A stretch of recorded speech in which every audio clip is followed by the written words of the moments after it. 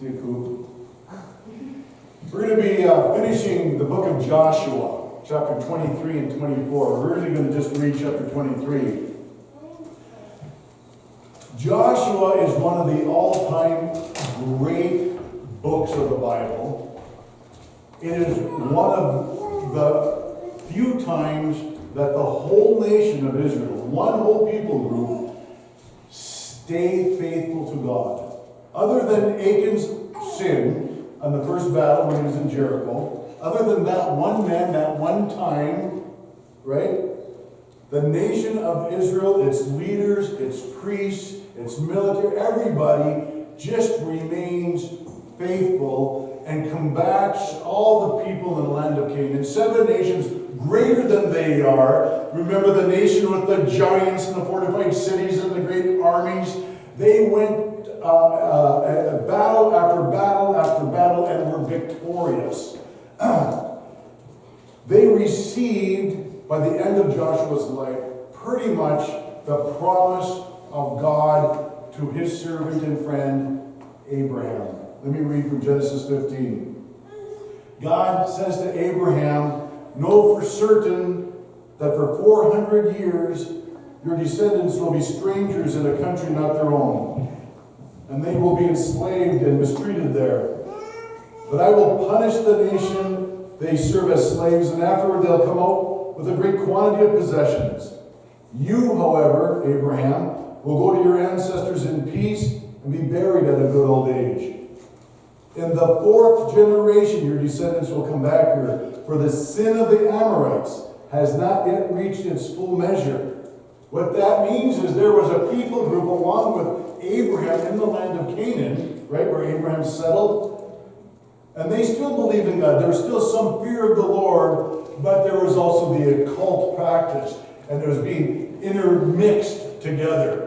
Because they knew the God of Abraham and they feared him. But still. So it took 400 years before that land was absolutely turned over to pagan worship, Baal worship. It doesn't always happen at once. It takes time before the enemy can completely control all of the land and the people groups. 7 other people groups that are in that land. Joshua is a book of faithful people, but it starts off with its leader, Joshua, being told by God and by man to be strong. Be strong and courageous. You have to, there's a lot of things going to happen in your life, Joshua. You're going to have to rise up to the occasion. So he's reminded over and over again, be strong and take courage because you're not going alone. You're not alone in this world. You're not alone in those endeavors because God is going with them. God will be his strength and his fortress. And so Joshua had a very tough act to follow. I mean, Moses, right? Moses was the leader. Moses brought the people out of Egypt. Moses stood up to Pharaoh. Moses had the 10 plagues and the Red Sea open. Moses had manna every day, 6 days a week, falling for 40 years. Moses had, a pillar of fire by night and a cloud every day. Moses was the one who went in the tent of meetings, came up with a Shekinah glory. They couldn't even look at his face because the glory of the Lord. Moses was the guy God spoke to face like a friend. Yeah, I want to follow that guy, right? But that was Joshua. He did not have the same experience with God as his predecessor did, but he had far more, I think, what he did in his life by actually bringing the promise that God had 400 years earlier to fruition. I think the world of Joshua, what a great leader he was. There are not many miraculous signs in the book of Joshua like there is under Moses. There is 3 that we see that is overt, very miraculous things. The Jordan River stopping up and allowing Israel to go from east to west across the Jordan River into the land of Canaan, the promised land. The second was when the walls of Jericho came down with a shout, because, as Hebrews say it, they were faithful, and so the walls came down. The faithfulness of the men who went around for 7 days caused that to come down by the power of God. And the third miracle we talked about last week, when Joshua prayed and the sun stood still and the moon stood still over the Gibeonites. And then God started chucking hailstones at the enemy, killing more people than the army. After that, there was still battle after battle after battle. There's still 29 more battles to go through over the next 7 years on a regular basis. They had to face people more numerous than they were. The Anakim were giants in the land. And yet there was no complaining. There was no balking. There was, let's go to the next one and the next one and the next one. And you see victory after victory through Joshua's leadership and the faithfulness of the people. They were wholly devoted to God as long as Joshua was the leader. He is now 110 years old. He was born a slave in Egypt. He was a trusted aide to Moses for 40 years. And now he has pretty much crippled all of the enemy of it. There's still some people in the land of Canaan. And there's Philistines, there's some Amorite people, there's some Syrian people, there's a number of people still in the land that have not been conquered, but pretty much the military might of those 7 nations are destroyed. There is a residue of people, and they're there for a purpose. They're going to be there to test the people of God. They're going to be there to test the Israelites, and we'll look at that later, especially in the book of Judges. Joshua, in the previous chapters, he has allotted now the land to the 12 tribes. 9.5 tribes on the west side of the Jordan, 2.5 tribes on the east side of the Jordan, and then the priests in their land. He's about to die, and he wants to remind the people how they got there, how and why they were successful or blessed, blessed by God. It is because of the choices that they made that they were blessed by God and are standing now victorious with all this land, the vineyards and the fields and the cities, and the flocks and the herds that are all theirs right now. Joshua chapter 23. Now it came about after many days when the Lord had given rest to Israel from all their enemies on every side, and Joshua was old, advanced in years, that he called for all Israel, for their elders, their heads, and their judges, their officers, and said to them, I'm old, advanced in years. And you have seen all that the Lord your God has done to all these nations. Because of you, for the Lord your God is he who has been fighting for you. See, I have apportioned to you these nations which remain as an inheritance for your tribes, with all the nations which I have cut off, from the Jordan to the great sea.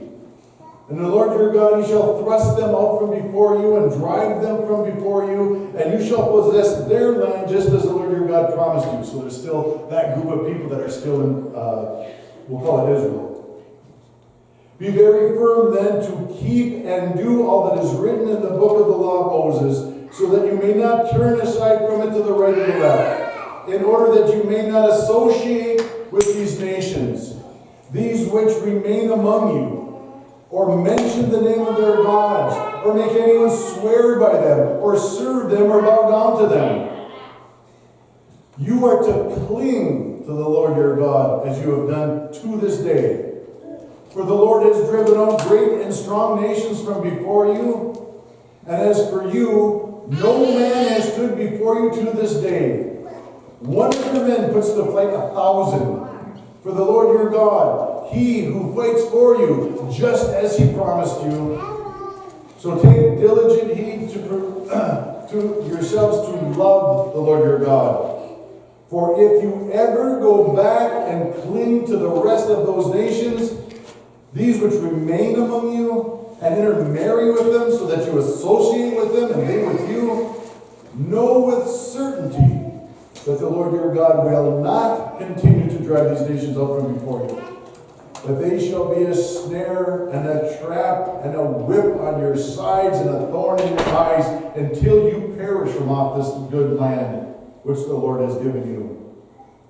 Now behold, today I am going the way of all the earth, and you know in all your hearts and in all your souls that not one word of all the good words which the Lord your God spoke concerning you has failed.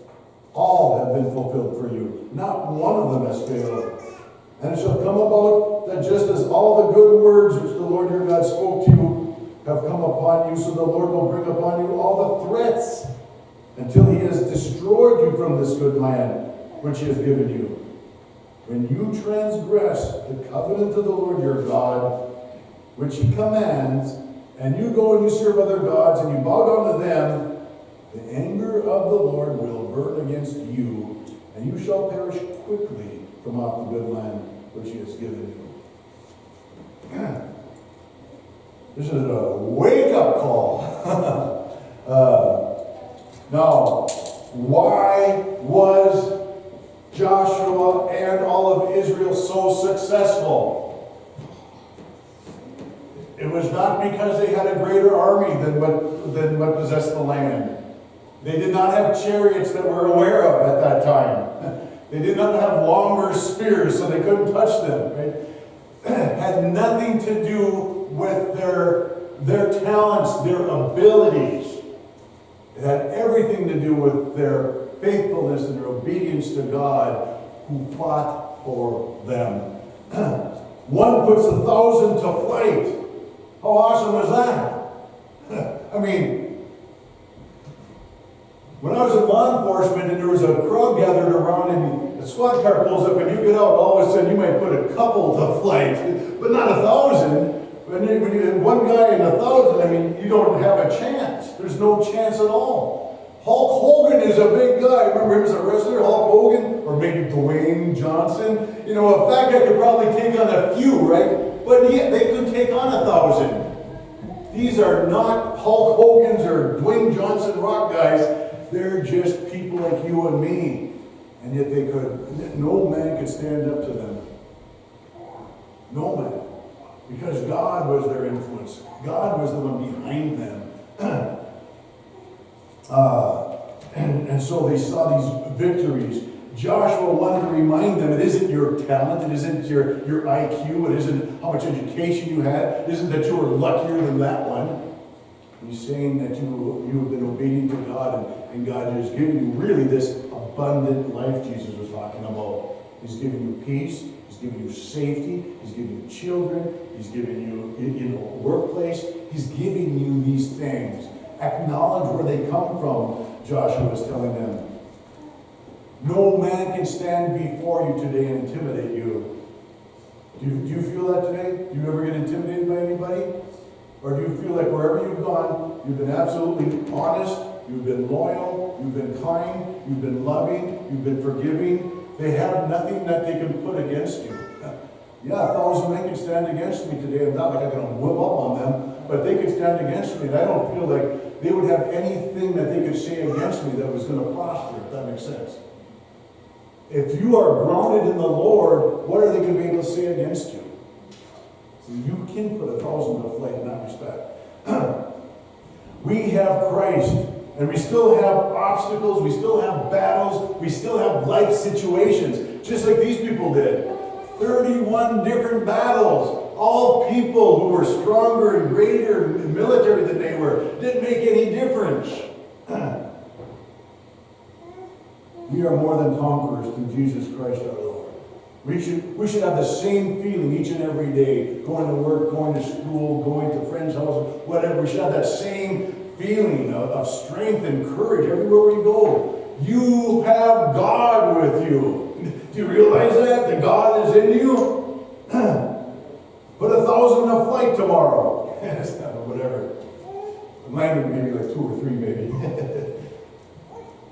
So life is good. Battles have been won. The Israelites seem like they have everything, don't they? Don't they have the land and they got the flocks? And it seems like everything is going well. They have the abundant life, right? Why then would they turn their backs to the God that put them there? Why would they want to see what's outside God's shield of protection? outside of God's covenant relationship, that bubble, that invisible thing that God's protection and hedges around us. Why do we want to tamper with things that we should not? Why do we want to explore those things that the world has, thinking, I wonder if we should have a little bit more than what God has given me? But we do, and they will too. And you see what the consequence is? God is going to remove his hand from you. God is going to allow you to suffer. God is going to, in fact, allow enemies to infiltrate your home and your family. God is going to allow disease, and he's going to allow separations, and he's going to allow, attacks to take place.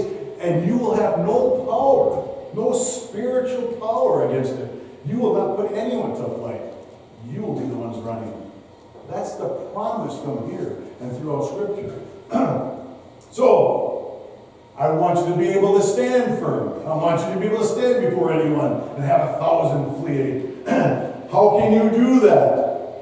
How can you face the giants in the land? Joshua says, you need to cling to God. You understand that relationship? You ever have a child that kind of clings to you out of fear? They just cling to you. One of my kids, until they were 3, but before that, before they were 3 years old, they were afraid. If somebody came to our door, we had lots of company coming over. If somebody came to our door, he ran to my lap and he would just hang on to me. I'm like, it's okay, it's all right, And after a while, he'd be okay, but he would cling to me because, there's giants in the land. Here they come. We're through our door. We're welcoming them in our house. But eventually, he got to warm up to it. That's what Joshua is saying. You need to cling to God. You need to adhere to God like nothing else in this world. It's God and God alone. Clinging to him. A permanent relationship with God, not whenever you're hurt, not whenever there's bad. It is all the time that you're gathered to him. And then he says, if you desire to cling to other nations, if you decide to look at what they have, and you start to intermarry with them or to associate with them, things are going to go bad for you. Bad company will corrupt good morals. When you start, now remember Paul says, right, we don't judge people outside the church. If you did, there'd be nobody in church, right? We need to be the light and the salt to the world. That's different than associating with them. That is actually allowing them to influence your thoughts on what is truth, on what is morally right, on what values are there. They're starting to influence, you're starting to see their point, and you start to gravitate away from a very narrow road that Jesus says, and a very small door that is there. It is not a broad road or a big door for salvation. That's Jesus' words, okay?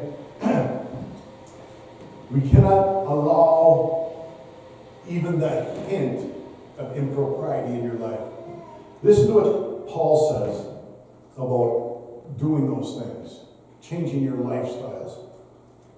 He says in Ephesians 5, there must not be even a hint of sexual immorality or of any kind of impurity or of greed, because these are improper for God's holy people. Nor should there be obscenity, foolish talk, or coarse joking. These are out of place. Rather, we should be people of thanksgiving. We should be edifying each other, not saying things or doing things that you shouldn't. Paul says you can be sure of this: no immoral, no impure, or no greedy person, which is an idolater, has any inheritance in the kingdom of Christ and of God. Do not be deceived with empty words, for because of such things, God's wrath comes on those who are disobedient. Therefore, do not be partners with them. Do not allow their influence into your lives. Joshua cautions the people of that very thing. Be careful of who you bring in. You know, it's one, you are supposed to be the likeness of, like I said, you are to be the influence to the world. Don't allow it the other way around. If you do, God will remove his blessing from you. It's in the Word. Joshua then says in chapter 24, just one of the all-time great verses of the Bible. Joshua has perhaps several hundred leaders all around his bedside. He's going to die that day. So what he says, he wants to influence not just them, but the generations to follow, to influence me and you. He says in chapter 24, verse 15, he says, if serving the Lord is undesirable to you, then choose for yourself this day whom you will serve. Whether the gods your ancestors served beyond the Euphrates, or the gods of the Amorites in whose land you are now living. But as for me and my household, we will serve the Lord. Revelations has it a different way. He says, be hot or be cold. Don't be lukewarm or I'll spit you out. Choose who you will serve, this or that. Don't think you can be a Christian and a little bit of something else. That's lukewarm. That is not serving the God. God is a jealous God. Just like a husband or a wife should be jealous for their spouse. They don't want their spouse to be on with somebody else every other day or something, right? I mean, that would anger you. That's how God looks at your relationship with him when you start bringing in other influences. Jesus said, you cannot serve two masters. You cannot serve both God and money or mammon or the things of your flesh. The struggle in your flesh and your spirit is ongoing. Paul recognizes that. He understands that as long as we're in these bodies, there will always be the flesh influence. You'll always look at the forbidden fruit. But the spirit that is in you will say, no, I'm not even going to look at that. In fact, I'm going to flee and go the other way. I don't want to even get close to it for it to entice me. The right to choose. We call it free will. God does not make you robots. There's always going to be a choice out there. Adam and Eve had a choice, did they not? Obey God and live forever? Or eat of that fruit and be like God, doing good and evil. They chose disobedience to God. That's our flesh. It's really easy to disobey God. It's really... Our flesh wants so much, and our choices that we have with God seems to be limited, whereas the flesh seems like it's unlimited choices. The choice to serve God. Abraham chose to serve God, and he left his friends and his family for a land he'd never been to before, in the land of Canaan. Joseph chose to serve God, and he became a slave and a prisoner. Moses decided to serve God. He chose to serve God, and he was leading the people who were obstinate, grouchy, complaining people who wanted to go back to Egypt every other day. David decided to follow God. He chose God, and he went up against a giant with just a sling. Elijah decided to choose God, and his preaching almost cost him his life. It practically cost him his sanity. He felt like he was all alone. He was the only one in all of Israel who was proclaiming the good word. And in fact, he asked God to take his life. He was depressed that there was so much influence of Satan out there and almost none of God. And he felt like he was the only one. He wasn't. In the New Testament, their choices led to imprisonment, being on the run, being beaten, stoned, shipwrecked, martyred. But they chose God. Whom will they choose? Whom will you serve? They chose God. So you have to decide for yourself. Do you choose to be faithful to your spouse? Do you choose to be loyal to your employees or loyal to your employer? Do you choose not to forsake the assembling of the saints? That's told by God. Do you choose to give thanks or to take people down? Do you choose to hold the news or do you choose to gossip it out there? Do you choose to become bitter or do you choose to forgive? Choose you this day who you're going to serve.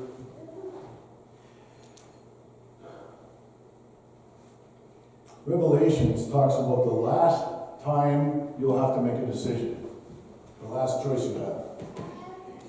From the beginning of time, free will, and now in the book of Revelations, the Apostle John sees the last choice the remnant of the body of Christ is going to have to make.